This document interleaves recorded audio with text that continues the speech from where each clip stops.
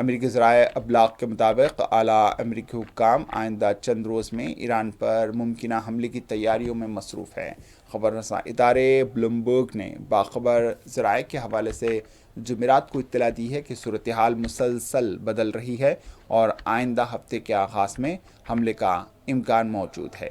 اس سے قبل ABC news نے ایک ذریعے کے حوالے سے بتایا تھا کہ ممکنہ امریکی حملہ فوردو نیوکلیئر پلانٹ پر ایک ہی وار نہیں بلکہ کئی حملوں پر مشتمل ہو سکتا ہے۔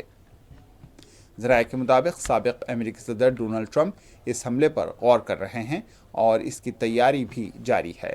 ادھر امریکی ویب سائٹ نے انکشاف کیا ہے کہ ٹرمپ نے اپنے مشیروں سے یہ جاننے کی خواہش ظاہر کی ہے کہ اگر فوردو پر حملے میں امریکی گہرے اثرات والے بم استعمال کیے جائیں تو اس کی کامیابی کے کتنے امکانات ہیں۔